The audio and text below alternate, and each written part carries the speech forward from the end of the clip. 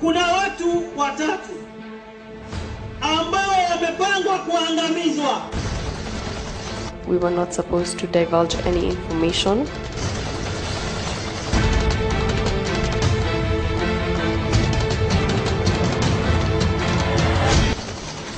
Huyo ni mtu kwenda nyumbani akipitia jela. Haya yamechukua muda, mwisho yamefichuka. Jichopevu, those are people who are reporting whatever they can get. No road Jordan was just collateral damage. What is on my mind is between God and myself.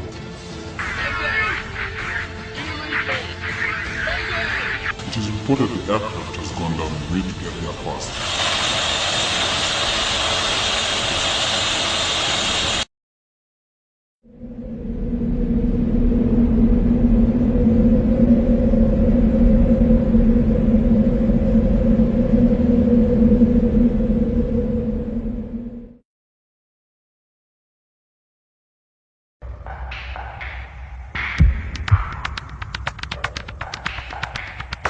Mwaka uliopita, baada ya runinga ya KTN kuangazia dawa za kulevya katika makala ya Jichopevu, paruanja la mihadarati, mengi yaliendelea kutendeka. Vitendo vilivyoonekana kuashiria wazi kuwa wauzaji wa dawa za kulevya walikuwa na uwezo juu ya uhai wa mwanadamu. Watu ambao mwa babangu sasa hivi wanadai watoto wao kama watalii, sisi tunakaa hivi. Lakini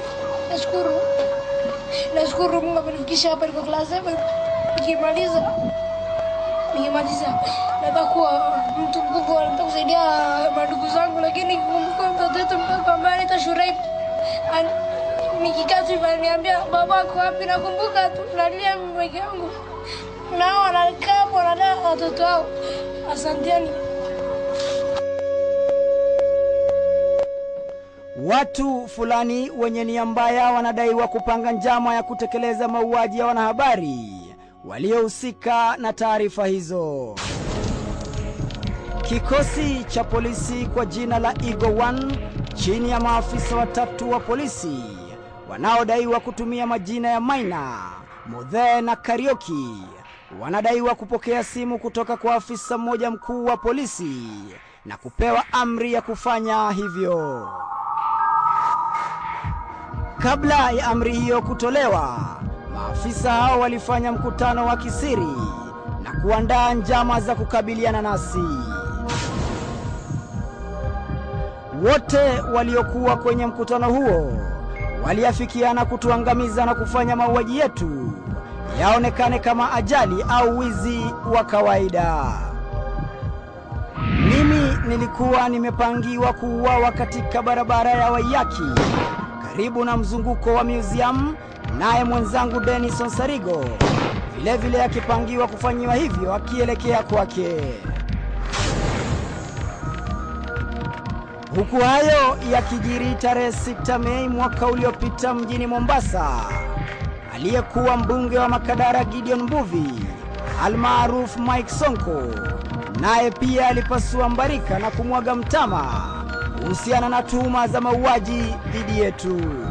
Kuna watu watatu ambao wamepangwa kuangamizwa, na niko tayari kuandika taarifa. Mimi sijapewa midio ati nitatoroka India. Mtu wa kwanza amepangiwa kuoa, anaitwa Muhammad Ali wa Jichopevu. Amepangiwa kuoa ni Sonko. Kwa hivyo mtu wa tatu ni Maina Njenga. Na kama mwataka niandike taarifa, OCS pigia PPO. Kilichofuatia ni Sonko kukamatwa na kutakiwa kuandikisha taarifa na polisi mkoani Pwani. Matamshi ya Sonko yalionekana kuzima moto licha ya polisi kushindwa kuelezea uchunguzi wao dhidi ya matamshi hayo.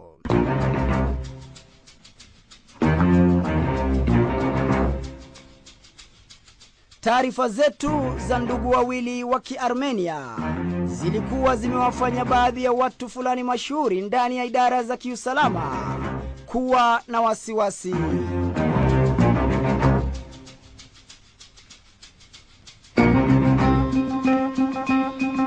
Watu hao wanadaiwa kutafuta kila aina ya njia ya kuwafanya Wakenya kuzisahau taarifa hizo zilizokuwa na uzito mkubwa mno.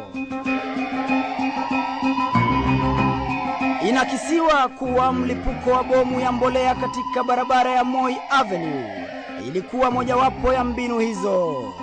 Bomu iliyoonekana kama ya kuwapumbaza Wakenya na kuwafanya wao kusahau kuhusu makala ya paruwanja la mihadarati iliyoangazia ndugu wawili wa Kiarmenia na wahusika kadhaa ndani ya ikulu ya Nairobi. Uchunguzi wa polisi kuhusu mlipuko huo uliishia kuwa butu pasi na wao kuwaeleza ukweli wa Kenya kuhusiana na mashambulizi hayo. Tarehe 29 mwezi wa 6, baadhi ya vyombo vya habari na mitandao ya humu nchini ilirekodi taarifa za kuuawa kwangu. Duru zinatuarifu kuwa shirika la taifa la ujasusi la NSIS ndilo lililokuwa likieneza propaganda hizo finyu, kuona iwapo Wakenya watazua fujo au kulizungumzia swala hilo, kwa lugha ya Kimombo testing the water.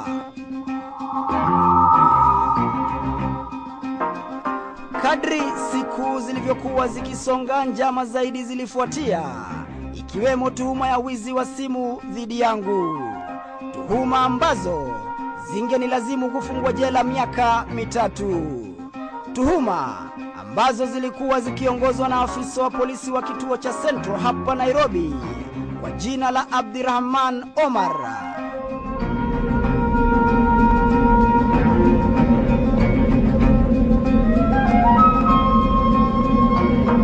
Kutokana na taarifa za hapo awali kuhusu mauaji dhidi yetu, tuliamua kukimbilia taifa la Norway kutafuta hifadhi.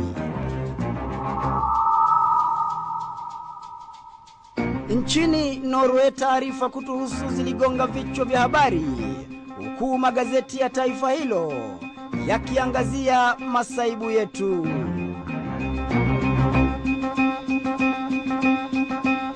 Nchini Kenya, taarifa zetu zilizua mjadala bungeni, huku wabunge wakitaka wahusika kuchukuliwa hatua za kisheria, nao watetezi wa haki za binadamu wakitoa ilani kwa serikali kuhusiana na hatima yetu. Wanahabari waliofanikisha kipindi hicho wameendelea kuzongwa na kutishiwa maisha yao, na tungelipenda kurejelea kuwa wanahabari hao, haki yao ya kuwa wanahabari imelindwa kikatiba, na yeyote yule anayejaribu pengine kukiuka haki hiyo ilivyotekelezwa na katiba anatenda hayo kinyume na sheria. Yote yaliyozungumza ni kweli, hakuna cha hivi wala vile. Sio msemaji wa serikali kusema ataishtaki KTN au polisi au nani. Tunawaambia msemaji wa polisi, haya yamechukua muda, mwisho yamefichuka. Kando na hayo, shirika la Standard Group kupitia barua hii lilimtaka mkurugenzi wa CID Ndegwa Muhoro na mkuu wa sheria Githu Muigai kuingilia kati swala hilo na kuhakikisha usalama wa wanahabari husika. Huku hayo yakijiri, aliyekuwa waziri wa usalama wa ndani Profesa George Saitoti na naibu wake Oro Jode walijipata kubanwa. Today on KTN we have a program Chichopevu which is being streamed immediately after news, and we have seen cases being taken on step-by-step account of what has been happening, where we have lost officers like Rastas Jamorei, who today we are now being told exactly step-by-step on exactly what happened. Are you telling us that then we have to wait for Chichopevu to give us the account of day to day of what happened when we had these allegations? Could the minister tell us what he is doing about police reforms and about moving the officers at the coast, majority of whom are compromised by the drug cartels. I want to assure my colleagues that the government is in full control. Full control. Is the minister in order to stand up and tell us the government is in control without telling us in control of what? In control of the drug cartels or in control of what? The narcotics unit, Madam Speaker, are doing a commendable job, and sooner we will come up with the names of those who are involved in the drugs. Ngoma ilizidi kupigwa huku serikali ikionekana kulemewa na taarifa zetu. Wizara ya usalama wa ndani ilionekana kutii amri, na hapa ndipo ngoma kadhaa zilianza kuchezwa. Ngoma ya kwanza ilikuwa ya kumleta mshukiwa nambari 1 wa ulanguzi wa dawa za kulevya za cocaine zilizonaswa mjini Malindi na Nairobi, George Kiragu, aliye sasa chini ya himaya ya serikali ya Marekani huko Maryland, na anayeonekana kuwa kiungo muhimu mwenye ushahidi dhidi ya walanguzi wa dawa za kulevya nchini Kenya. Kupitia afisi ya mkuu wa sheria Githu Muigai, kiongozi mkuu wa mashtaka Keriako Tobiko, katika barua hii ya kisiri alimwandikia barua mkuu wa sheria wa Marekani akimtaka mwasilishe mshukiwa huyo kwa lengo la kuwasaidia kutaja walanguzi wakuu na wahusika wengine, huku akiahidi kuwa George Kiragu atahukumiwa kisheria na wala sio katika misingi ya kisiasa. Hatua hii ya serikali iliwafanya walanguzi na baadhi ya viongozi wakuu serikalini kuwa na hofu. Huku hayo yakijiri, Profesa George Kinovia Saitoti alitoa ombi la kupewa siku 10 awataje walanguzi na wahusika wakuu, kinyume na taarifa za hapo awali zilizowataja wabunge 4 na mfanyabiashara mmoja mashuhuri.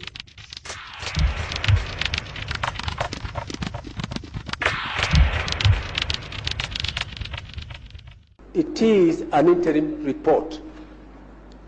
This is the position. And like I have said in my statement, the final report is going to take quite a while. Kabla ya siku hizo 10 kutimia, Saitoti anadaiwa kupendekeza mwanasiasa mkereketwa Mary Wamboi na mwanawe Winnie Wangoi waandikishe taarifa upya na polisi kuhusiana na sakata hiyo ya dawa za kulevya na uhusiano wao na ndugu wawili wa Kiarmenia. Hapa ndipo mambo yanadaiwa kuanza kwenda shagala bagala.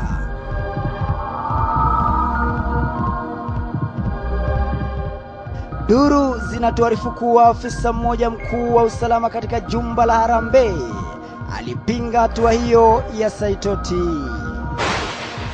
Licha ya kudaiwa kuzungumza na Saitoti, George Saitoti anakisiwa kudinda na kushikilia msimamo wake wa wawili hao kuhojiwa na polisi. Juhudi zetu za kuzungumza na Mary Wamboi ziliambulia patupu. Kupitia mahojiano na vyombo vingine vya habari, Mary Wamboi alipinga kuwahi kuhusika na biashara hiyo haramu ya dawa za kulevya. Some media reports say that you're involved in drug business, things like that. What do you say about that? What I want Kenyans to know, I have never gone beyond farming, doing any other. I don't have ever opened a shop. I used to sell my milk, my tea, the other business about the drug. I have never been taking alcohol. So I don't know why they are talking about the drug. And that is something the Kenyans must know. I have never dealt with that thing. Wherever they got those gossip, because I say it's a gossip. And I think the government have got big heart to know who are selling those drugs, to know who are those involved with these drugs. Instead of saying the people who have never done that thing. I have been a teacher, so I don't know about all those things they are talking about. Huku siku zikizidi kuyoyoma, siku 5 kabla ya majina ya walanguzi wakuu kutajwa bungeni, Saitoti alikutana na raia wawili wa Marekani. On Friday morning, we had an appointment at 8 o'clock with Ambassador Johnny Carson, Assistant Secretary of State for African Affairs, who was accompanied by Ambassador Scott Grisham, the American ambassador to Kenya. They came in at 8 o'clock, and we first had a brief tete-a-tete session inside the office before we joined the rest of the delegation that had come with them in the briefing room. I was not privy to the discussion, but I had the privilege of ushering them in and left them to discuss the things they had to discuss, because I had to rush to the airport to ensure that he was able to board the 9:45 flight.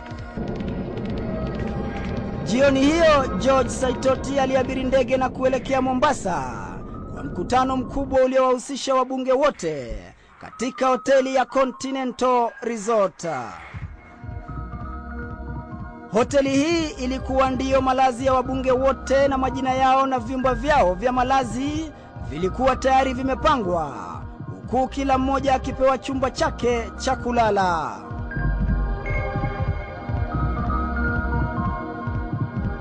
George Kenothia Saitoti alipewa chumba nambari 213. Kabla hata ya kuondoka na kuelekea Mombasa, Saitoti alifanya mabadiliko ya hoteli hiyo. Mabadiliko ya kukomboa chumba kingine katika hoteli ya Serena Mombasa, mkabala na hoteli ya Continental, ambapo wabunge wote walikuwa wakilala. Saitoti alionekana kuogopa au kujiepusha na jambo fulani. Chumba nambari 213 ndicho chumba alichokuwa ametengewa marehemu George Saitoti wakati wa kongamano ya wabunge. Lakini punde tu baada ya Rais Mwai Kibaki kuondoka, Saitoti pia aliondoka, huku funguo za chumba hiki ikisalia mikononi mwa mlinzi wake. Je, Saitoti alikuwa akihofia nini maishani? Hatua hii iliibua shauku kuhusiana na maisha ya kawaida ya Profesa George Saitoti, ambaye tangu atiliwe sumu aina ya cyanide kwenye kinywaji chake mwaka wa 1990 akiwa makamu wa rais, alikuwa ni mtu msiri mno. At the time when Uko was dying, there was no difference was a different or a day. I was poisoned. And that's a fact. I was the vice president of the Republic of Kenya. Saitoti, kulingana na waliomfahamu, alihofia sana maisha yake, huku hata chakula chake cha kawaida kikipikwa chini ya uangalizi wa walinzi wake. Tabia hii ya kuwa mwangalifu ndiyo iliyomfanya hata kubadilisha malazi yake.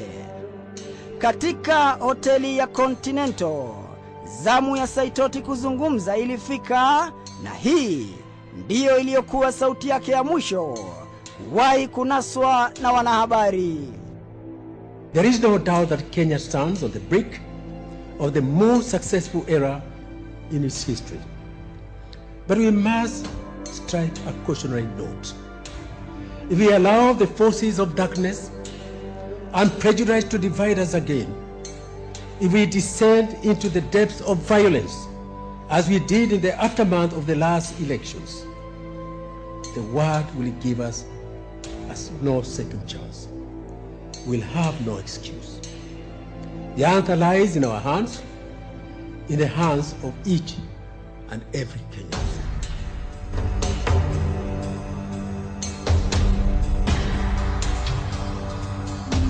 Usiku huo Saitoti hakulala katika chumba chake, bali alimwachia mmoja wa mlinzi wake.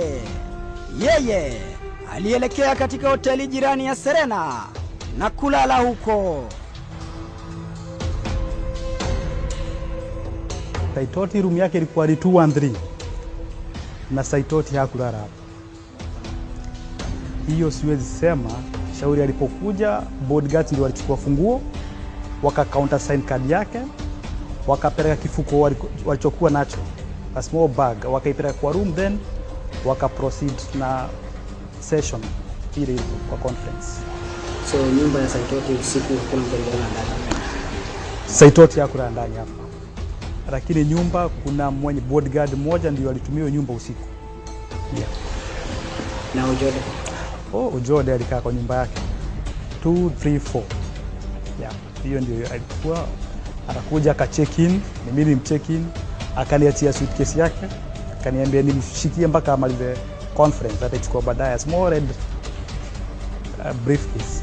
Nikakaa nayo akakuja na yule Ojode alikuwa mtu wa jokes. Ule serikali tukamchukua kanisha bag, mimi ndio tulienda na yeye, nikampatia my head porter ampeleke kwa room after conference, na hapo ndio alikaa akalala hapo. Asubuhi akakuja na kulikuwa na changes alifanya kwa ndege yake. He did change the flight na guest relation wangu. Yeah. Na room ya Saitoti unasema ni askari wake ni nani? Yes. Asubuhi alipocheck out niliona huyo askari aliwaachia funguo ama ule askari hata funguo alienda nayo. Cause the normal procedure is akitoka anarudisha funguo kwa cashier ana check out. Yeye alitoka kwa nyumba express. Akaenda nayo hakurudi tena hata wale. Mwenzake Orwa Ojode baada ya mkutano huo alibaki akijivinjari na marafiki wa bunge wenza. Kwa majina ni Lucas Kanga. Kazi yangu hapa ni waiter. Jamaa huyu ndiye aliyepewa majukumu ya kumuuzia kinywaji chake. Orwa Ojode aliitisha kinywaji chake cha Jameson, huku wenzake wakijiburudisha na vinywaji vingine.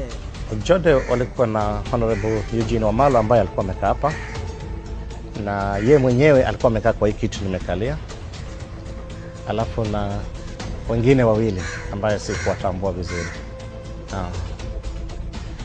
Mazungumzo yalikuwa vipi? Walikuwa watu wenye raha ama? Walikuwa kwenye raha, walikuwa wana raha sana, tena walikuwa wana joke wakiendelea na kinywaji yao. Walikaa hapa mpaka saa ngapi? Hapa walikaa mpaka kitu kama saa 7. Saa saba na nusu. Ndio walipotoka hapa wakaingia kwa night club. Yeah. Nilikuwa nao. Elezee nini ilitokea kiwako? Tulipotoka hapa kwenda night club, niliwatafutia mahali pa kukaa. Bado walikuwa wamekaa vile wanne vile walikuwa na mheshimiwa Eugene Wamalwa, mheshimiwa Muskari Kombo na yeye mwenyewe na hao wengine wawili ambao sikuwajua.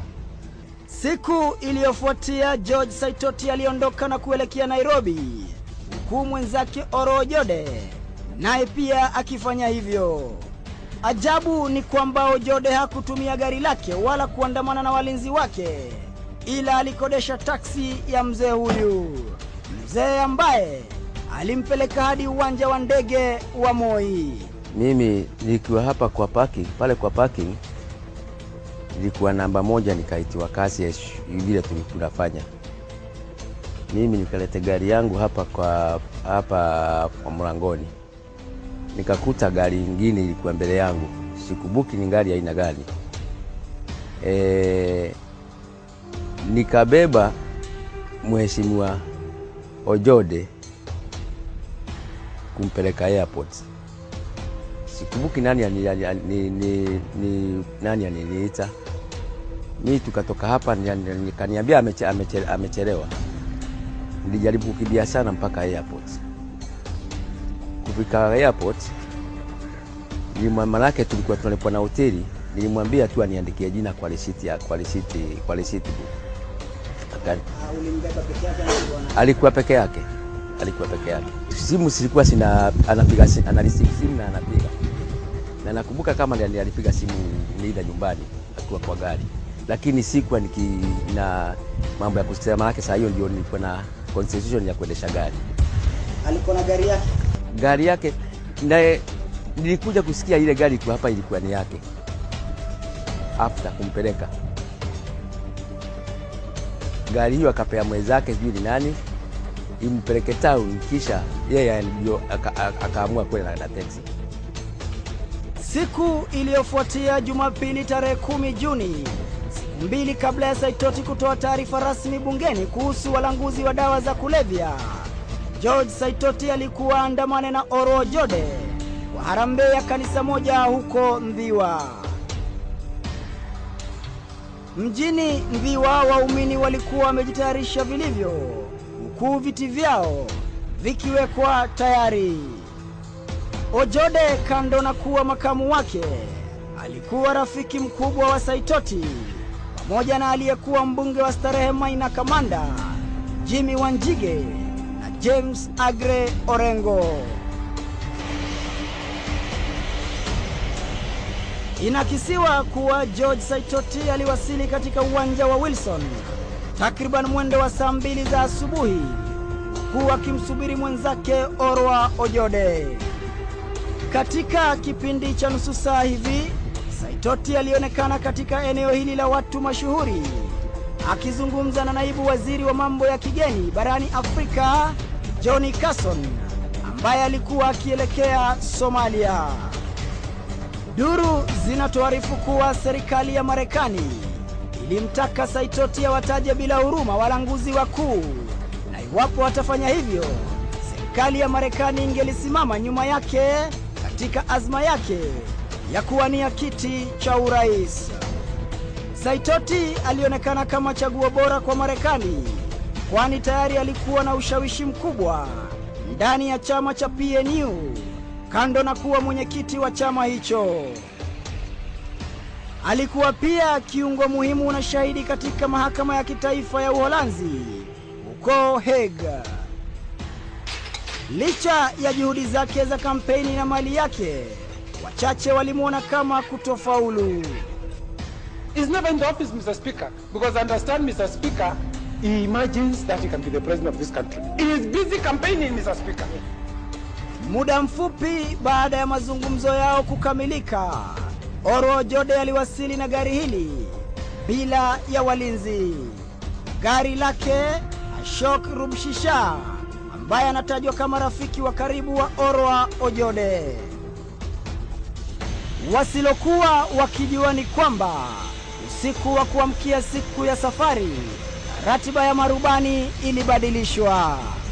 Awali, Saitoti alikuwa safiri na marubani wakuu wakiongozwa na kamanda wa ndege za polisi, Kanali Rogers Mbidhi, pamoja na Kapteni Joseph Kuto.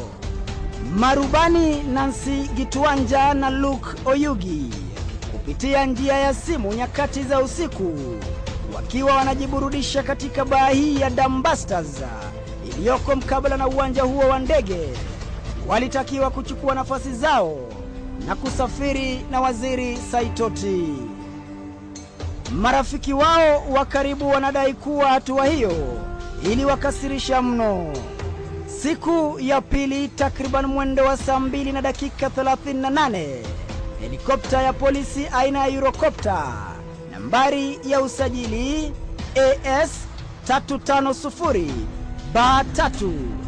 baada ya kugurumishwa ilipewa ruhusa ya kupaa na waelekezi wa ndege katika jumba hili.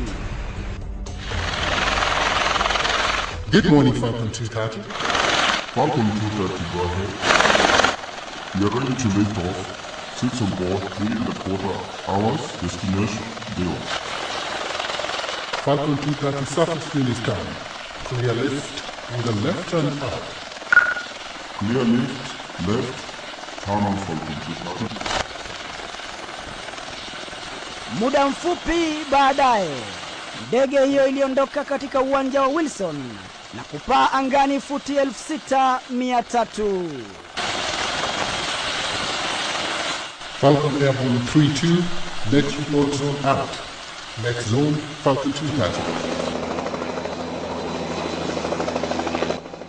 Waliokuwa ndani ni marubani Nancy Gituanja na Luke Oyugi, Oro Ojode, George Saitoti, walinzi Inspekta wa polisi Joshua Tonkei na Thomas Morimi.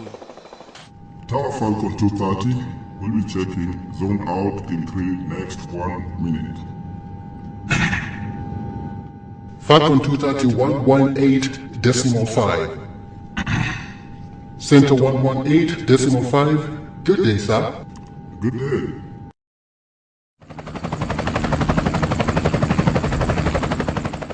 Baada ya dakika kama 7 hivi, helikopta hiyo ilipita mpaka wa uwanja wa Wilson, kwa lugha ya Kimombo zone boundary. Kufikia hapa, mawasiliano yao yalikuwa yakipokelewa na wahudumu katika uwanja wa kimataifa wa Jomo Kenyatta. Wahudumu ambao walianza mazungumzo na marubani hao. Ishara zote zilikuwa zikionyesha usafiri mufti wa ndege hiyo iliyokuwa ikipaa angani kilomita 203 kwa saa na hali tulivu ya anga. Hapa jambo la kustaajabisha lilijiri. Helikopta iliyokuwa ikionekana kwa mitambo ya kompyuta ya polisi ilionekana kusimama katika chumba cha waelekezi wa uwanja wa kimataifa wa Jomo Kenyatta. Kupitia mawasiliano ya redio, marubani wa helikopta hiyo walishindwa kusema na wenzao, huku wakisikika wakisafisha koo mara 2 mtawalia pasi na kusema lolote. Kisha ndege hiyo ilionekana ikitaka kurudi katika uwanja wa Wilson kabla ya kupiga kona tena. Kwa wakati huu wote, marubani hao hawakubonyeza kidude hichi chekundu cha kuitisha usaidizi wa dharura.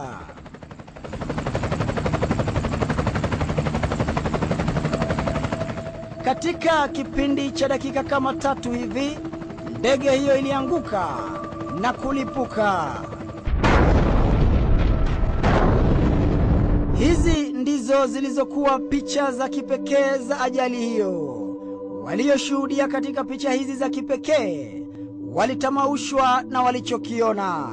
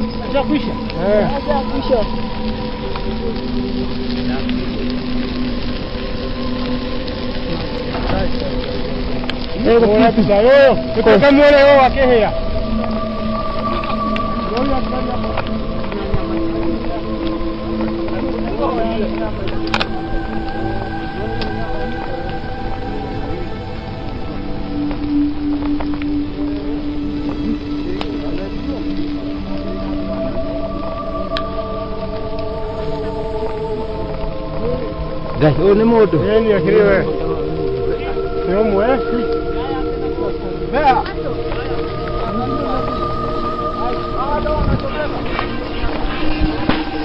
Kai Java.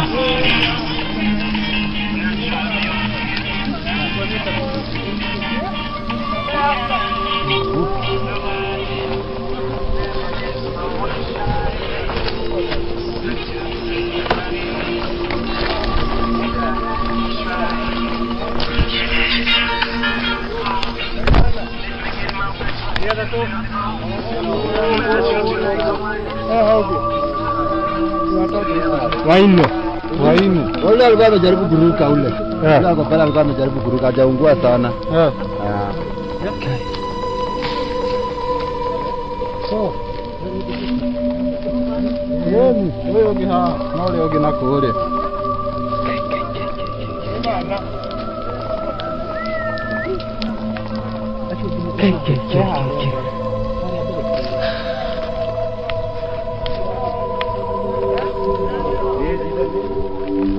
Cái ô nia cổ gì đấy.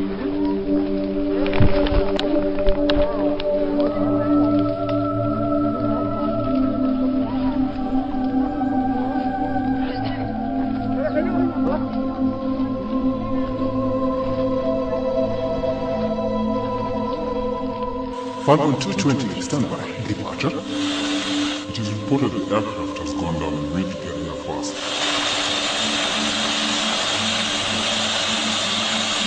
confirm details of, correction, the point where the aircraft crashed. We understand it is Kibiko area. We're trying to, we'll give you the details when we get there. Roger? Baada ya muda mfupi wote waliokuwa ndani walijulikana.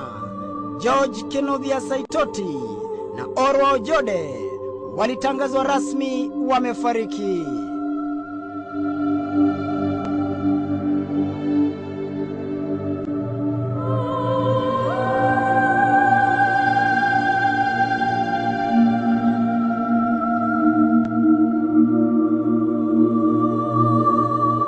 George Saitoti's death leaves a significant gap in Kenyan politics. Professor George Saitoti left this residence in Davidon Green at 7:30 a.m., expected back by his security guards by 6:30 p.m. But that was never to be, as he perished together with his deputy, Orwa Ojode, in a grisly air crash.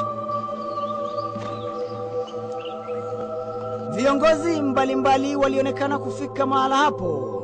Miongoni mwao aliyekuwa kamishna wa polisi Matthew Itere.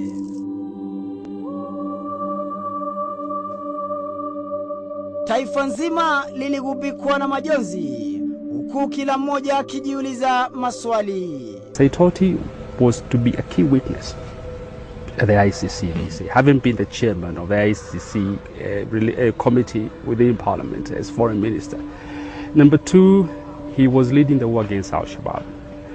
And number 3, leading the war against the drug barons. And we saw the story about the drug barons the other day on television. Yeah. So my hunch is that the motive would lie, if it is an assassination, it would lie within these 3 reasons. And Orwa Ojode was just collateral damage. We have become a narco state. That's what we are. And unfortunately, as we saw in the Jichupevu story, this leads to places you don't even want to think about. That's a source from which it streams and the source to which that story led. And if Saitoti was going to present this report to Parliament, then who knows? Although if the report is within the ministry itself, it can still be presented without him being there. The memory does exist. But Saitoti was the kind of guy who you were not going to compromise with drug money if you are a drug dealer, because he was already a wealthy fellow. But if you had a peasant from some rural place somewhere as Minister for Internal Security, you give him a bag of money, he forgets the story. Yeah. But Saitoti is the kind of guy you will not compromise. And so he probably became a complication for the drug barons. Kabla ya kifo chake, marehemu George Saitoti alikuwa awasilishe ripoti maksusi kuhusiana na ndugu wawili wa Kiarmenia, Atur Magarian na Atur Sagarsian, kando na kuwa kiungo muhimu na shahidi katika mahakama ya ICC. Na kama alivyobashiri ya kwamba yote yaliyokuwa akilini mwake ilikuwa kati yake na Mwenyezi Mungu, safari ya George Saitoti na mwenzake ilifikia kikomo hapa.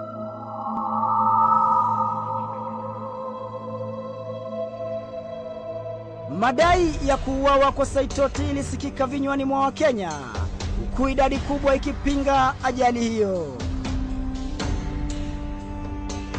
Huku Wakenya wakiomboleza na Rais Mwai Kibaki kutoa amri ya kubuniwa kwa tume ya kuchunguza ajali hiyo, watu fulani walianza kucheza karata zao. Karata ya kwanza ilikuwa ya kupora mali ya marehemu George Saitoti. Vitu kadhaa vilikosekana, miongoni mwazo saa ya Saitoti, simu ya rununu na pesa zilizokuwa katika mkoba wake. Karata ya pili ilikuwa ya kuondoa miili hiyo mahala hapo mara moja, basi na kufuata kanuni za kutafuta ushahidi. Kimsingi, miili hiyo ingeliachwa hapo usiku mzima, huku wataalamu husika wakipiga kambi hapo kukagua kila aina ya ushahidi hadi siku ya pili pale miili hiyo ingeliondolewa. Karata ya tatu ilikuwa ya kuachilia Wakenya waliokuwa wakisombana katika eneo hilo la ajali kufika mahala hapo na kukanyaga ushahidi wote. Karata ya 4 ilikuwa ya kuacha ndege hiyo kukaa hapo kwa siku 14 mtawalia, huku ikinyeshewa katika kile kilichoonekana kama njama dhidi ya ushahidi kupatikana. Huku tume iliyobuniwa ikiendelea na kazi yake, tuliamua kufunga safari na kuelekea Afrika Kusini kutafuta ukweli wa mambo. Uchunguzi wetu na mwenzangu John Allan Namu ulianzia hapa katika uwanja wa Grand Airport, mahala ambapo helikopta iliyomuua Saitoti ilipokelewa kutoka Ufaransa. Niko hapa katika uwanja mdogo wa ndege wa Grand Central Airport, Afrika Kusini, makao makuu ya ndege za Eurocopter, ndege iliyosababisha mauaji ya waziri wa usalama wa ndani Profesa George Saitoti, Orwa Ojode, walinzi na marubani. Na hii leo niko hapa kutaka kutafuta utata mzima unaozingira ajali mbaya ya ndege iliyowahi kutokea huko Kenya tarehe 10 Juni mwaka huu. Ndani ya afisi zao, kila mhudumu alionekana kuwa makini na kupima matamshi yao, huku akituzuia kupiga picha. Have you filmed anything inside? Yeah, I've taken 2 cutaways of this stuff. That's it, and I'm waiting on. But you haven't physically filmed anything on the No, I'm waiting for permission. This lady told me that I can't, and I must wait. Okay. All right. So just to be clear, because I understand you've been through to logistics and you've been in the facilities. Is there 3 pushes that they've been through this door? Licha hata ya sisi kujitambulisha na kuzungumza na afisa wa uhusiano mwema, wote walionekana kudinda kutupa majibu makususi kuhusiana na ripoti ya ndege hiyo.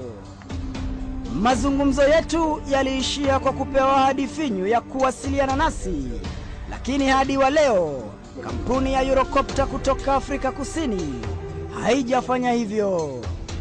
Hatukuvunjika moyo, bali tulielekea na kumtafuta daktari mwingine mtaalamu wa upasuaji aliyehusishwa katika uchunguzi huo, Bwana Robert Ngube, raia wa Tanzania. Daktari ambaye tuliafikiana kukutana katika hoteli hii ya Orion Devonshire. Niko hapa katika hoteli ya Devonshire, Johannesburg, Afrika Kusini, mahala ambapo tunatarajia kukutana na daktari wa upasuaji Robert Ngube. Hapa ilitulazimu kutumia kamera za siri na kujaribu kunasa mazungumzo yake kuhusiana na swala nzima la vifo vya Saitoti na wenzake. Robert Ngube alionekana kupima matamshi yake, huku akisema kuwa yeye ni mtu na familia na hangelipenda kuingilia masuala ya serikali ya taifa nyingine kinyume na kazi aliyopewa. Matamshi yake yalifanya tuhisi kuwepo kwa mambo mengi yaliyofichika.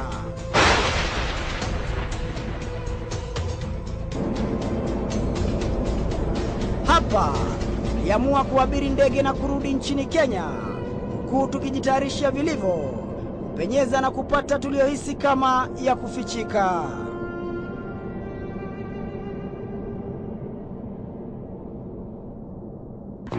Miezi 5 baadaye, huku tukiwa mbioni na uchunguzi wetu, simu iliyoibiwa ya Saitoti ilipatikana. Simu hiyo ilikuwa chini ya afisa mmoja wa polisi wa utawala kwa jina la Evans Kiprotich, nambari ya usajili 200902047. Afisa mkimbiaji na aliyekuwa akifanya mazoezi yake katika kambi hii ya maafisa wa utawala ya Kibiku hapa Ngong. Baada ya vyombo vya habari kuchapisha taarifa hizo, afisa huyo alitakiwa kuandikisha taarifa katika makao makuu ya CID iliyo chini ya uongozi wa Ndegwa Muhoro. Baadhi ya maafisa wakuu katika makao makuu ya CID walianza kuwapotosha waandishi wa habari waliokuwa wakiuliza maswali nyeti kuhusiana na simu yake marehemu George Saitoti. Duru zinatuarifu kuwa maafisa wapelelezi wa kesi hiyo waliondolewa mara moja kuendelea na uchunguzi huo, huku afisi inaongozwa na afisi ya afisa mkuu wa uchunguzi wa CID Mohamed Amin ikipewa majukumu hayo. Hadi wa leo hamna lolote kuhusiana na taarifa hizo za simu ya marehemu George Saitoti. Badala yake, kitengo cha CID kilianza propaganda finyu ya kuwakanganya waandishi wa habari. Propaganda ya kwanza ilidai kuwa afisa huyo alikuwa akifanya kazi katika kambi ya polisi wa utawala huko Machakos. Bila kupoteza wakati, tuliamua kucheza ngoma nao. Tuliamua kuzama nao mzima na kuelekea hadi Machakos, mahala ambapo afisa mkuu mshikilizi msimamizi wa kambi hiyo alipasua mbarika na kusema kuwa afisa huyo si wa kambi yake na alichokifanya ni kinyume na sheria. Anaitwa Evans Kiprotich. Ofisa wa wapi? Ofisa ya Matungulu. Mlipoambiwa kwamba kuna ofisa mmoja wa AP alipatikana na simu ya marehemu Saitoti, ni hatua gani mlichukua? Kwanza tulianza kuuliza huu ofisa ni wa wapi? Tukajua huu ofisa ni wa Matungulu. Si vile ilikuwa imedaiwa juu ya magazeti na waandishi wa habari ya kwamba ni ofisa wa Machakos, lakini wanaweza kuwa hawajui kuna utofauti ya district na county. Hatuwalaumu kwa sababu hiyo, lakini wakati tulifanya uchunguzi zaidi tukaiona kweli ofisa iko katika county ya Machakos lakini si wilaya ya Machakos. Na tulipojaribu kuuliza tukaambiwa kwa wakati huu hayuko, ameenda mazoezi kwa mahali anafanyia mazoezi. Mahali anafanyia mazoezi sisi hatujui haswa kabisa kambi lake ni wapi. Naweza kuwa nasikia kuna kambi nyingine iko Gong, nasikia kuna kambi zingine ziko Eldoret, nyingine nasikia iko Iten. Sikujua sasa ako pande gani. Na tulipojaribu kutafuta na simu yake huwa wakati wote ni mteja kwetu. Na hayo jambo nikaambia ile ofisi wake ambapo ni district wake aeleze ama aandike habari kamili kwa ofisi ya mkuu wa mkoa, ili ofisi hiyo nao atume hiyo habari mpaka headquarters wachukue jukumu la mwisho kutoka huko. Hapa tulibaini wazi kuwa afisa huyo alikuwa akihudumu katika kambi ya Matungulu na wala sio Machakos. Polisi walionekana kujitetea eti wameshindwa kumfikia. Afisa kama huyo akipatikana na kosa kama hilo, ni hatua gani za kisheria anafaa achukuliwe? Afisa kama hiyo akipatikana na kosa kama hiyo ni kufutwa akienda kotini. Jambo la kwanza, yeye ni mlinda salama. Hiyo ni watu walipatwa na janga. Kwa hivyo ni kuonyesha pengine alikuwa anafurahia hiyo janga ya Wakenya sikuteketea. Kama si hivyo hange ilibeba hiyo simu, hata angeliwacha hiyo simu, hata kama angeshinda kuwaokoa. Lakini kwa vile amejihusisha na simu ya yule mmoja ambapo amefariki, huyo hana roho ya ubinadamu, si hana roho ya utaifa. Atatumikia nani ndo muache? Huyo ni mtu wa kwenda nyumbani akipitia jela. Licha ya matamshi ya polisi eti Evans Kiprotich hapatikani, tulibaini wazi kuwa Evans Kiprotich alikuwa akihudumu katika kambi ya mazoezi ya polisi wa utawala hapa Kibiku, hatua chache na mahala ambapo ndege iliyowaua kina Saitoti ilianguka. Evans Kiprotich, kando na kutochukuliwa hatua za kisheria, alitumia simu hiyo tangu kufariki kwa Saitoti kuwapigia watu fulani, kando na kuzisoma jumbe za marehemu, huku akidaiwa kuripoti matukio hayo yote kwa katibu mkuu wa utumishi wa umma Francis Kimemia.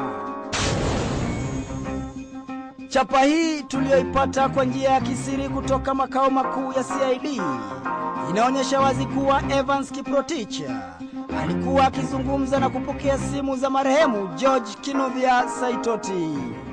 Jicho pevu ina stakabadhi zote za mawasiliano kati ya afisa huyo na watu wengine. Kutafuta majibu ya tetesi kumuhusu Francis Kimemia, tulimwandikia barua na kutaka uwazi wa swala hili nyeti kwa kumuuliza iwapo alihusika kwa njia yoyote ile. Licha ya kuwekwa chini ya ulinzi mkali, tulifaulu kupiga picha za kuonyesha wazi tuliwapelekea barua hizo. Yeah, we'd like a copy of the receipt stamp.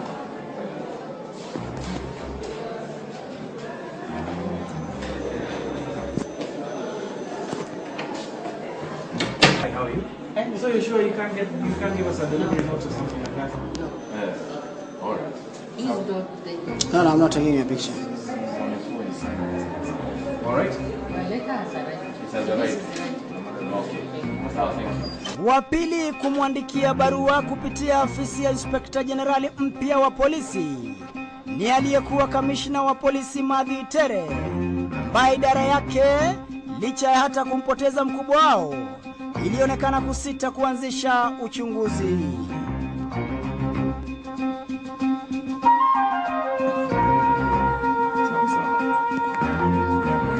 Yeah. Very urgent. Very urgent.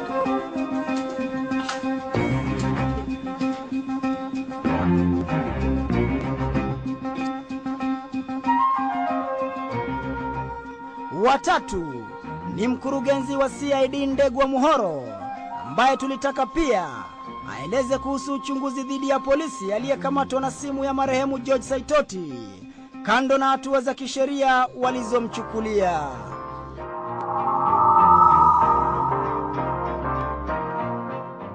Wa nne ni mkurugenzi wa NSIS Michael Gishangi, ambaye kikosi chake kinatajwa kuhusika mno kuficha siri na kuwahadaa wachunguzi dhidi ya ajali hiyo ya ndege.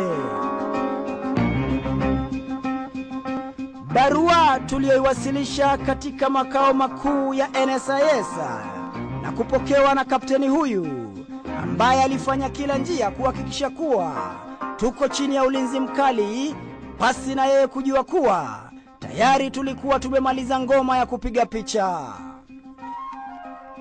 Hadi kufikia wa leo, barua zetu hazijajibiwa.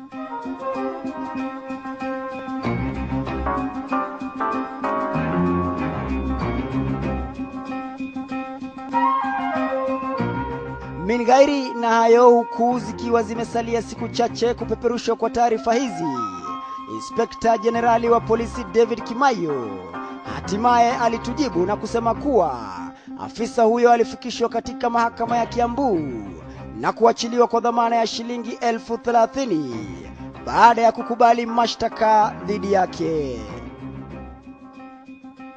Kando na hayo, katika barua hizo tulitaka kujua ni kwa nini afisa huyo hakuchukuliwa hatua za kisheria. Uchunguzi wao uliishia wapi? Kama ni kweli Francis Kimemia alihusika katika njia moja au nyingine, ni kwa nini Matthew Tere hakumakinika vilivyo kupitia idara ya polisi kufanya uchunguzi wa mkubwa wao? Hatimaye ni kwa nini Michael Gishangi anadaiwa kumtaka daktari mkuu wa upasuaji kuzuia baadhi ya ripoti ya upasuaji ya marehemu George Saitoti? Mingairi na hayo, baadhi ya wabunge kando na uchunguzi wetu walihisi kimya cha Matthew Tere na tabia zake wakati wa ajali hiyo zilikuwa ni za kutiliwa shauku. The question Kenyans are asking is, if today your boss was to have the kind of accident that happened to Honorable Saitoti and Honorable Jode, and you are the police commissioner and you arrive at the scene, and you leave without having secured the scene, and leave the vice president to answer questions when the person lying there, whose body has not even been collected, is your boss. Mr. Speaker, can the government consider suspending all the suspects mentioned including the Commissioner of Police, the Air Traffic Controller, who was on duty on that day, Mr. Speaker, and any other senior government officer to pave way for proper investigations to be conducted, Mr. Speaker.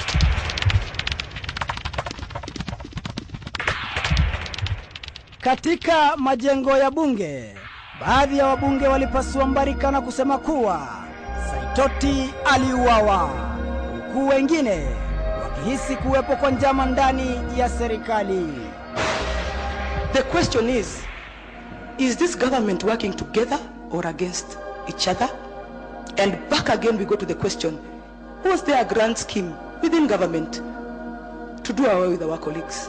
The Minister for Transport set up an inquiry under the Civil Aviation Act to investigate the cause of the accident, but the investigators have been frustrated by the ministry by not providing the required assistance and facilitation. Mr. Speaker, as a frequent visitor around the areas where we exchange ideas amongst ourselves, there are some security officials who have no name, no uniform, and many visitors who hang around the area where we have tea, or even in the members club, Mr. Speaker. It would be good for us to clear the number of intelligence officers that hang around this parliament, and how we are supposed to be comfortable when we know that intelligence services are also sitting amongst us and continuously following us and tracking us, even within the precincts of this house, Mr. Speaker. Fair enough, that is a legitimate concern. From this communication, any persons of nondescript identity, if you point out us and whenever they appear, will be immediately removed from the precincts of Parliament. We have also further agreed, and it's apparent from the communication, that these rules apply with equal force to strangers who may be invited by honorable members of Parliament, inclusive of former members of Parliament. They are bound by these rules, and we will enforce them. Inadaiwa kuwa kila aliyetaka kujua mengi kuhusiana na kifo cha Saitoti alianza kupigwa msasa, huku simu za madaktari wa upasuaji, familia ya Saitoti na wanahabari husika zikianza kusikizwa na shirika la ujasusi la taifa la NSIS. Huku hayo yakijiri, taarifa za kutumika kwa gesi ya sumu aina ya carbon monoxide na cyanide ndani ya helikopta hiyo, gesi sawia na alotiliwa kwenye kinywaji chake miaka ya 90, zilianza kugonga vichwa vya habari, huku shirika la ujasusi wa taifa likionekana kuzuia baadhi ya taarifa nyeti zilizokusanywa na wapasuaji. Simu ilipigwa kutoka makao makuu ya shirika la ujasusi wa taifa wa daktari mkuu wa upasuaji Oduor Johansen. I, Dr. Amritpal Khalsi, do swear that the evidence I shall give before this commission touching on the matter in question shall be the truth, the whole truth, and nothing but the truth, so help me God. Amritpal Kaur Maina Khalsi, daktari mtaalamu wa masuala ya mifupa na meno, akiwa na wenzake wakiendelea na shughuli zao za kawaida katika chumba cha kuhifadhia maiti cha Lee Finro, alipokea simu kutoka kwa daktari Oduor Johansen. Simu isiyo ya kawaida. Yesterday you mentioned about calls you received the day after postmortem. Do you remember that discussion? Yes. Would you want to share with us those calls and the concern by the callers?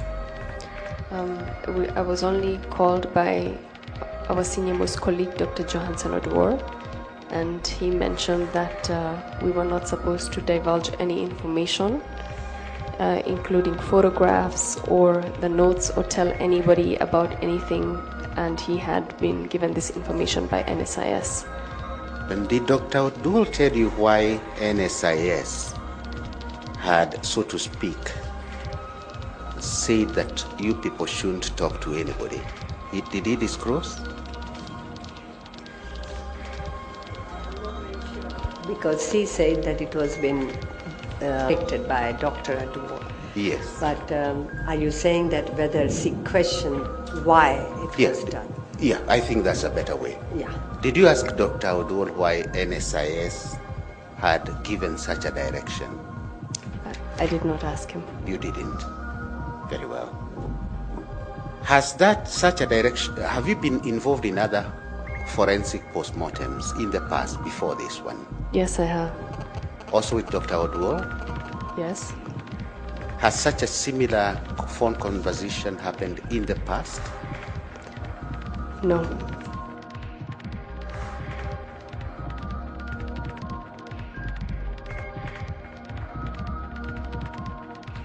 At that point in time, didn't you consider it's rather odd? You're being told you must. I mean, you are medics. You have ethics.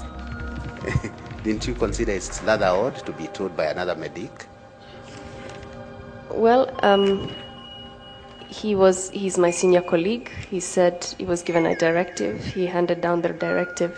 So the directive, we obeyed. Kando na NSIS kutaka kuzuia picha hizo, jicho pevu ilifanikiwa kuzipata picha hizo za kipekee na zilizokuwa zikionyesha kuwepo kwa rangi ya hudhurungi inayosababishwa na gesi ya carbon monoxide katika miili ya waliofariki. Gesi ambayo katika uchunguzi na ripoti nzima ya Daktari Oduor Johansen haikushirikishwa. Hata baada ya kubainika kuwepo kwa gesi ya carbon monoxide, daktari mkuu wa upasuaji hakuweka taarifa hizo katika ripoti yake kwa tume iliyokuwa ikichunguza ajali ya ndege hiyo. Jambo ambalo kulingana na wataalamu wa kupima damu kwa lugha ya Kimombo toxicology ni kinyume na taaluma hiyo. I would say that it has to be quite immediate, especially in a case where you're trying to investigate poisoning, because a lot of these chemicals or analytes do not linger. They're very transient. So, and if you know what you're looking for in the case of cyanide or carbon monoxide, you have to act very quickly because the physiological changes happen almost immediately. So I would say from crash site, pathology or autopsy has to be performed with great speed if you want to perform the toxicology analysis. In most cases, the most common form of inhalation poisoning is by carbon monoxide, because carbon monoxide would be present in any fire. So with the cyanide scenario, it's very specific. There has to be nitrogen-containing material. So you'd be looking at plastics, you'd be looking at clothing, some fabrics contain nitrogen. So that is very specific to cyanide poisoning. In terms of the effect upon death, they're very similar. You have cutoff of oxygen, you have the cyanide and the carbon monoxide compounds combining with oxygen in your bloodstream, which cuts off the oxygen supply. So the death is usually very rapid from either of those. In terms of the appearance, there's some similarities in the appearance of the tissue. I think you've had people talking about the cherry pink appearance of the tissue. They're very similar in both cases. The findings that are in those postmortems are as per your observation during that time? To a large extent, the information that is recorded is the true record of what we found, but we have a few missing details. Yes. Could you tell the commissioners what are these missing details that you may have observed which are not in the reports? I think to go step by step, yes. I'll start with the postmortem reports of the late Nancy Gitwanja. Honorable Judge and Commissioners, that is Exhibit 39A. From this postmortem examination, one of the key features that I realized is not documented was the reddish discoloration of mainly the internal organs, including muscle. Now we know that the post-mortem report was done by Dr. Oduor. Yes, he's the one who finalized the report. without blaming him, is everything else substantially correct what he has written, apart from the omission of the cherry pink? Yes. The injuries, are they correct? Yes, they were correct. Sorry, to repeat for purposes of my learned friend, we are now dealing with the post-mortem reports, the 6 Yes. post-mortem reports. Yes. They detail the injuries in respect to each Yes. person, isn't it? Mhm. Are those substantially correct? Yes, I have read through the reports and they are substantially correct. But again, with hindsight, it should have been better to write the cherry pink discoloration. Yes. The cherry pink discoloration then brings another angle to this matter, doesn't it? Yes, it does. With that angle plus all the photographs you have looked at, would you agree that this is just an aviation accident? Would you agree with those two words, just an aviation accident? Or would you leave it open? I think I'm not the right person to be able to make that conclusion. You can't make that conclusion. No, I can only say that the truth is of what I saw during the post-mortem. And yes, the cherry pink discoloration does bring in another angle. It brings another angle. Yes. So the conclusion, you are rather not comfortable with it. Is that my understanding? Yes.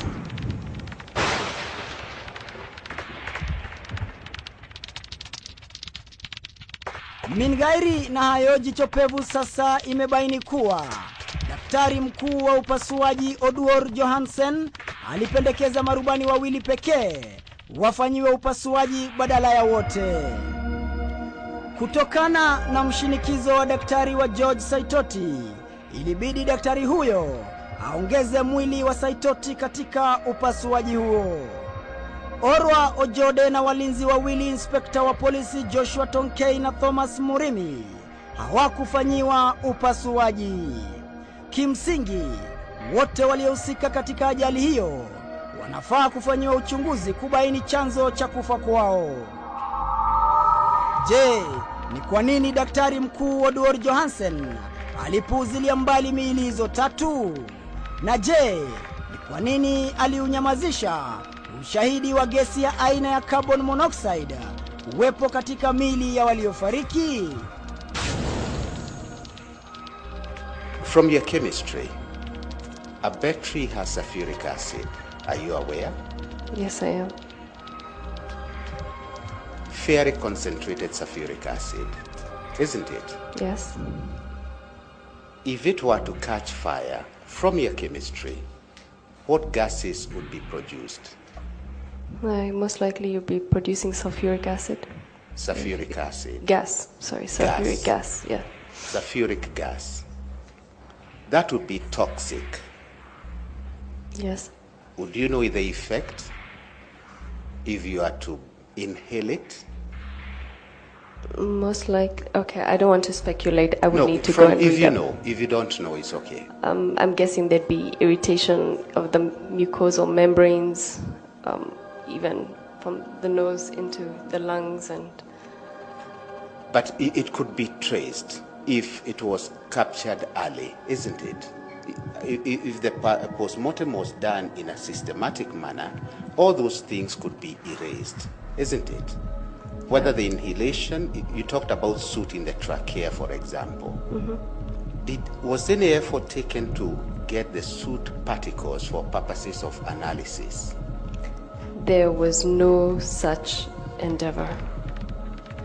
The cherry pink discoloration, while as it is manifested and documented so, for cases of carbon monoxide inhalation, let's call it inhalation, we get off from what I was complaining about. It is also manifested in cyanide, isn't it? Isn't it the same or similar? Yes, I have read literature that says that cyanide poisoning can produce that cherry pink discoloration. And of course, that is also a corrosive metal. The cyanide is a corrosive metal. You know that? Yes.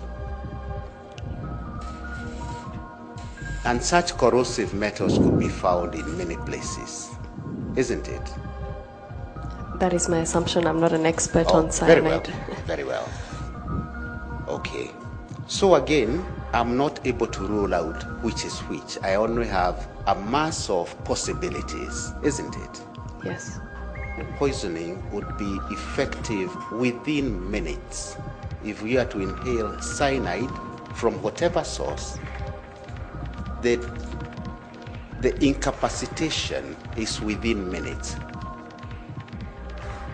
That is my assumption, not my scientific, not something that I have. It's an assumption that I have. But from chemistry, you know that, don't you? I know that cyanide poisoning can cause incapacitation within minutes. I just don't know the exact minutes or... I am not pressing you to say exact, but it's within minutes. Yes. The same holds true for carbon monoxide, isn't it? Yes. Again, this depending on the quantity of the carbon monoxide. Yes. If it's very small quantity, it will take quite a lengthy period, but if the quantity is substantial, it would also take minutes. Yes. Now you said in response to the question of cyanide, the poisoning by cyanide also causes the same effect of cherry pink, right?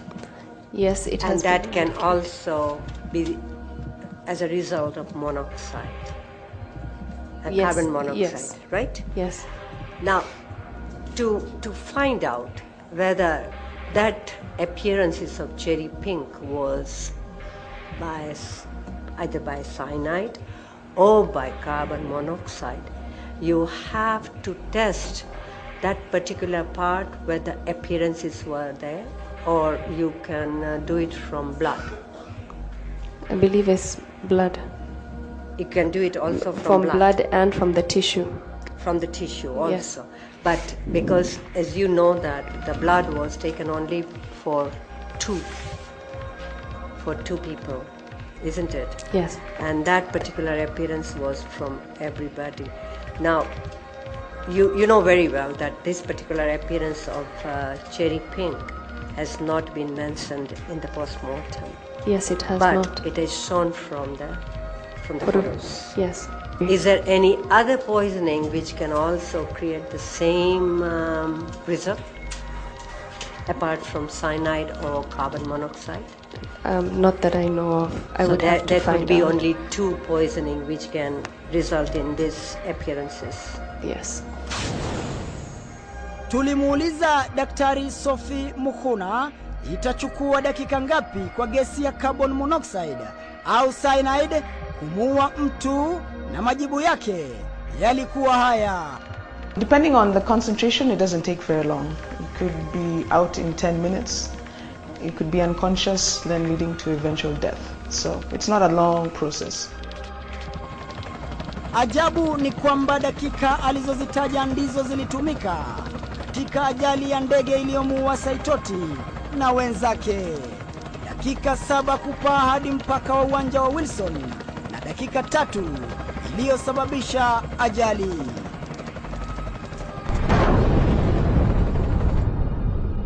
Je, kuna uwezekano kuwa Saitoti aliuawa kwa gesi ya sumu pamoja na wenzake wakiwa angani?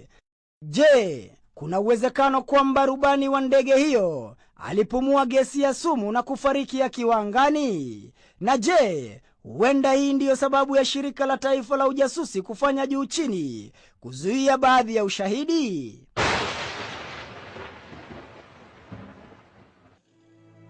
Katika chumba cha kuhifadhia maiti cha Lee Funeral, mengi yalikuwa yakitendeka. Kulingana na wandani wetu ni kwamba chumba hicho kilikuwa chini ya himaya ya maafisa wa ujasusi wa polisi, na madaktari waliokuwa wakiendelea na kazi zao wanadaiwa kutotakiwa kujua mengi au hata kuuliza maswali kila walipokuwa wakifanya upasuaji huo. Shirika la ujasusi wa taifa linaloongozwa na Michael Gishangi ndilo linadaiwa kudhibiti uchunguzi huo na kuwataka madaktari kutii amri na kusema kuwa hayo yalikuwa masuala ya serikali. There is no mention of cherry pink appearance on any of the post-mortem reports that are in front of you, is there? That is true. There is no such reference. When you look at the photographs that are in front of you, do you see a cherry pink appearance? Yes. Is it mentioned in the reports? It is not mentioned in the reports. Is there any evidence that you obtained by looking at the bodies, by studying them, using your knowledge, that there was the presence of cyanide? I'm not a cyanide expert, and you would need someone who is an expert in testing for cyanide. Does that mean that you did not, even if it was there, you would not have noticed it? Well, I can't see cyanide with my eyes. Yeah, but was there any indication of the presence of cyanide by the way the bodies were looking? Well, to me, they looked like they were mutilated, fragmented, and some were burnt beyond recognition, accompanied by soil debris. In your own outfit, you have police in their own outfit, and unfortunately, there appears to be no way that you communicate. Would you agree with that assessment? I would agree. Have you ever seen the results from the government chemist, for example? The toxicological report, have you ever seen it? I have not. Before the lead assisting counsel showed you the DNA profile, had you ever seen it? No, I had not. And this is several months after you conducted the post-mortem. Yes, that is true. Do you know whether the blood that was taken is still retained? You understand that blood requires to be preserved in a certain way. Yes. So even if blood was taken and given to government chemists, would you know whether it's still available? Honestly, the samples of blood that were taken, I don't know about government chemists, but I remember Dr. Odwor mentioning that when he called government chemist, they said that the samples dried up. This blood had dried up? Yeah. This is something he made mention to on Monday in the morning. So going back to the judge's question, Yes. we have lost that opportunity, in all probability. Yes. Once you lose the sample, it becomes very difficult. And the task then becomes on the shoulders of the commission to try and unravel something that scientific process could have directed us to a direct answer, isn't it? Yes. Linaloshangaza zaidi ni jinsi ushahidi muhimu wa gesi iliyopatikana katika miili ya waathiriwa ilitupiliwa mbali ndani ya ripoti hiyo.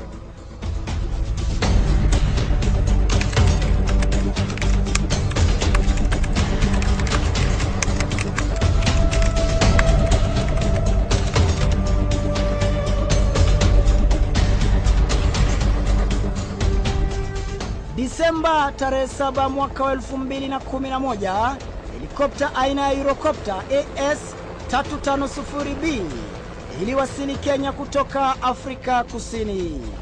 Ndege hiyo tayari ilikuwa imetumia saa 200 au siku 8 kupitia mataifa ya Afrika Kusini, Mozambique, Tanzania na hatimaye Kenya. Jicho pevu lilifanikiwa kupata kitabu cha huduma cha ndege hiyo ambacho kinasema kuwa ndege hiyo inafaa kufanyiwa uchunguzi kila baada ya saa 15 au 25 ama baada ya siku 7 au 14 ya usafiri. Ajabu ni kwamba baada ya saa 200 kutoka Afrika Kusini, ndege hiyo ilifanyiwa uchunguzi mara 2 tu. Shahidi mwingine kwa jina la Humphrey Bulimo, mhandisi na afisa wa polisi katika uwanja wa Wilson, alizidi kumwaga mtama. Do your seniors know that you do this pre-flight without a license from KCA? Do they know that? I'll take you back maybe. Do they know that you don't have a license but you've been doing pre-flights? It's a simple question. Yes or no?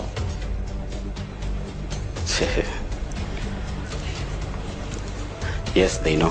They know. Humphrey Bulimo aliendelea kusema kuwa mafundi waliokuwa wakishughulikia ndege hiyo hawakufanya kazi yao kama inavyotakikana, kando na kuwa mafundi hawa hawatambuliki wala kuidhinishwa na Kenya Civil Aviation kufanya kazi hiyo. Yeye pia aliwashangaza wengi baada ya kusema kuwa hakuwa amehitimu kuikarabati ndege hiyo. Je, watu hawa ni kina nani? The whole truth and nothing but the truth. So help me God. Aristide Lomumu, raia wa Kongo kama wahandisi wengine, alianza kazi yake na kampuni ya Eurocopter ambayo ilikuwa imempa kibarua cha kuhudumia helikopta hiyo kwa kipindi cha mwaka mmoja. Amejipatia leseni yake kutoka Afrika Kusini, leseni ambayo haitambuliki hapa nchini. Jicho pevu imebaini wazi kuwa Aristide hakuwa na hati za humu nchini zinazompa ruhusa ya kufanya kazi ya uhandisi wa ndege wala leseni inampa majukumu hayo. Licha ya kutotambulika na shirika linalofungamana na wafanyikazi wa viwanja vya ndege na wanahewa, Kenya Civil Aviation, Aristide Lomumu aliendelea na kazi ya ndege hiyo iliyoigharimu serikali shilingi milioni 250. Je, ni nani ndani ya serikali alimpa fursa jamaa huyu kufanya kazi bila ya leseni wala kutotambulika na Kenya Civil Aviation? Je, kuna uwezekano ya kwamba Aristide Lomumu alitumika katika njia moja au nyingine wakati wa ukarabati wa ndege hiyo? Licha ya tetesi za kuhusika kwa jamaa mwingine anayedaiwa kuletwa na Aristide Lomumu kusaidiana naye katika ukarabati wa ndege hiyo siku ya mwisho, polisi wameshindwa kutoa kanda ya CCTV kubaini jamaa huyo ni nani. Chumba hichi kinaonyesha wazi kuwa kamera za CCTV zilikuwa na itakuwa kama kejeli iwapo polisi walishindwa kujua jamaa huyo ni nani na aliingia vipi katika uwanja wa Wilson pasi na kujulikana. Tetesi zingine zinazoibuka ni kuwepo kwa raia wawili wazungu waliokarabati ndege hiyo kwa upesi, huku polisi waliokuwa wakishika doria wakipewa majukumu mengine pasi na kujua kilichokuwa kikiendelea. Mingairi na hayo kupitia barua hii ya usafiri wa ndege almaarufu Flight Tracker, tulichunguza usafiri mzima wa ndege hiyo kando na kuzungumza na wataalamu wa ndege. Jinsi ndege hiyo ilivyokuwa ikisafiri kwa mzunguko baada ya kupita mpaka wa uwanja wa Wilson, duru zinatuarifu kuwa 90% inaonyesha kuwa marubani Nancy Gitwanja na Luke Oyugi huenda walikuwa tayari wamekufa wakiwa angani, na hivyo basi kuiacha ndege hiyo kusafiri kwa mzunguko kabla ya kuanguka na kuwaua wote waliokuwa ndani.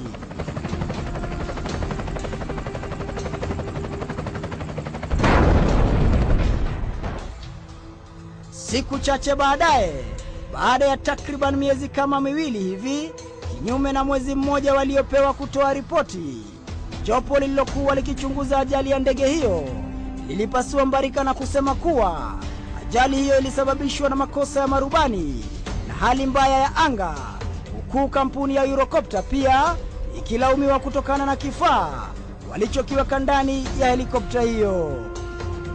The crew did not have the qualifications for flying the kind of weather that was obtaining on the day. The prototype VMD was installed on 4th December 2011 before the aircraft came to us, and after our authorities has already given pre-inspection. Mengi yalisemwa kuhusiana na kifo cha Saitoti na wenzake, lakini mienendo ya uchunguzi wa ajali hiyo tangu mwanzo hadi mwisho haikuwa ya kuridhisha. Na kama alivyosema, what is on my mind is between God and myself. Mohamed Ali, makala ya Jicho Pevu, KTN leo.